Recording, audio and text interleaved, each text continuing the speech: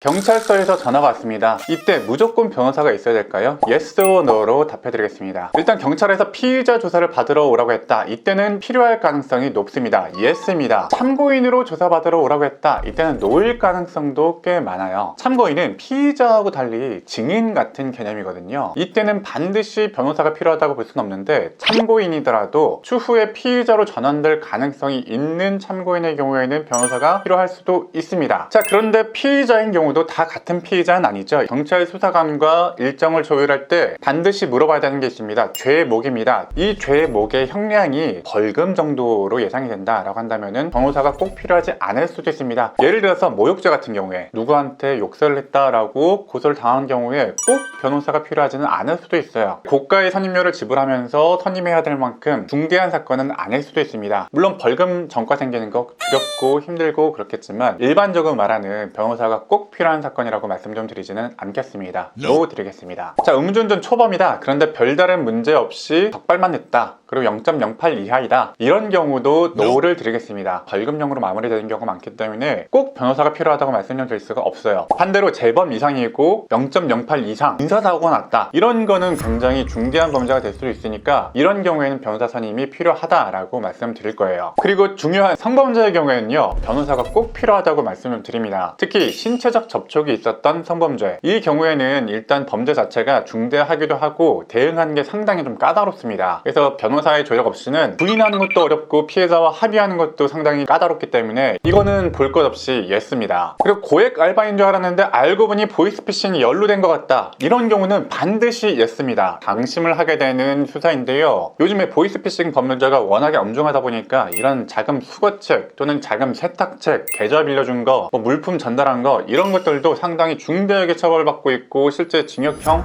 실형 많이 받습니다. 정말 안타까운 것이 수사 초기에 대응이 정말 잘못되어 있는 경우가 너무 많아요. 이런 경우에는 반드시 예스, 변호사 조력을 받기를 바랍니다. 경제범죄인데 상당히 고액이다, 사기, 횡령, 이런 범죄의 경우에는 최근에 3천만 원 이상, 5천만 원 이상인 경우에는 유죄가 인정될 경우에 실형을 가는 경우도 늘어나고 있거든요. 문제는 경제범죄 자체가 복잡하기 때문에 민사적인 쟁점과 맞물려서 상당히 수사가 어려워질 수가 있습니다. 그래서 민사와 형사를 같이 할 줄 아는 변호사를 선택하셔서 조력을 받는 것이 좋을 것 같습니다. 예스입니다. 저는 수사의 첫 단계, 이 첫 번째 경찰 조사를 굉장히 중요시하고요. 이때 가능한 한 변호사의 조력을 받는 것이 안전하고 최소화할 수 있는 방법일 겁니다. 그럼에도 불구하고 여러분들이 가성비를 따지지 않을 수가 없잖아요. 여러분이 고민되실 때는 이 영상 참고하셔서 선택하시기 바랍니다. 10만원, 100만원 정도의 절도죄이고 초범이다. 이 경우에는 NO를 드리겠습니다. 이 경우에는 변호사를 선임할 돈으로 합의를 시도하는 것이 훨씬 더 낫습니다. 자, 경제범죄인데 한 1000만원 미만의 경제범죄이다. 이 경우에도